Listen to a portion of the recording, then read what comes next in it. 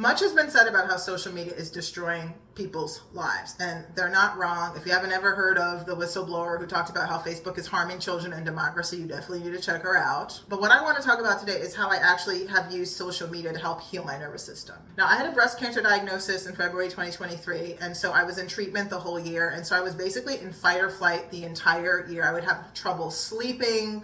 Obviously, I was constantly worried about whether I was going to get through treatment or not, what the prognosis was going to be, what my treatment plan was going to be.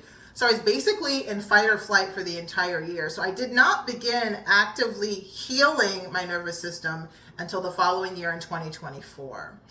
At the time, I really had started kind of withdrawing from posting on social media. And so because the way that I looked at it was that I needed to sort of cocoon myself and like hibernate. And if I can hibernate, then I can get well and heal my nervous system. But gradually I came to this understanding that because I live alone and I went through the majority of my treatment by myself, I actually didn't have nervous systems around to help co-regulate my nervous system that was always jumping up and down. Now I've become a person who really does source internally, so I'm not really so much anymore looking outside of myself for that. But I found in that interim period when I was trying to heal that I could actually use creators online who post a lot of content, who have healed nervous systems, who I can feel their energy is calm, to co-regulate with me. This is sort of like doubling when people have ADHD and they find that they have a hard time staying on task. They sometimes will invite a friend to like work with them or do like a writing date with them, so they have someone else that they can model. This is sort of how I was using the other creators on social media. Now, first, I had to stop scrolling. As part of the reason why social media destroys so many people's lives is because it's created to addict you. If you have never watched the film The Social Dilemma, which is actually directed by my friend Jeff Orlowski, that'll go more into how social media is designed to addict people. So the primary thing you have to do before you can use the social media in a way to heal yourself is to stop scrolling. This means that when I would open up the app, I would directly go to the pages of the creators who had balanced nervous systems, who were emotionally well regulated, and I would just spend time in their space on their page. It means I would click on individual videos on their page, whether I wanted to hang out for 5 minutes, 15 minutes, 30 minutes, an hour, and I would spend time in their energy. I'm going to put you on to one of these creators. His name is Doc Zeb Tally III. He's on TikTok. He's also on YouTube.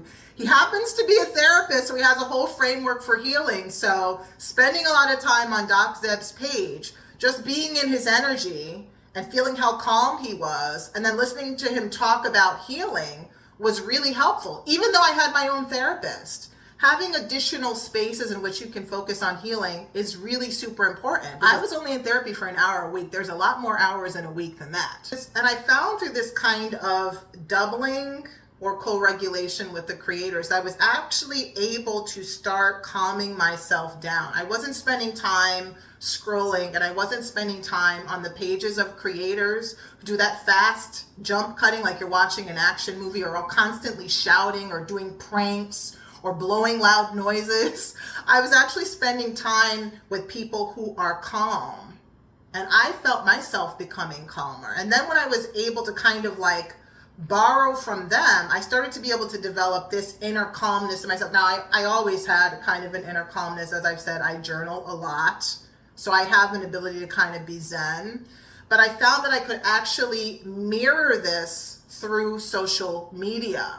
So whereas I hear a lot of people complain about how social media is disruptive to their nervous systems, if you change the way you're using it, you can actually use social media to be a benefit to your nervous system. The science behind this is in your brain, the reticular activating system. It's a network of neurons that detect your arousal, your wakefulness, and also your sensory filtration system, through which you're essentially deciding what kind of world you live in. So in my reticular activating system, by not scrolling anymore and only spending time on pages of people whose nervous systems were calm, I was creating this micro world of my own in which everyone's nervous system, including mine, was calm. My name is Ikwa, and I'm healing in public.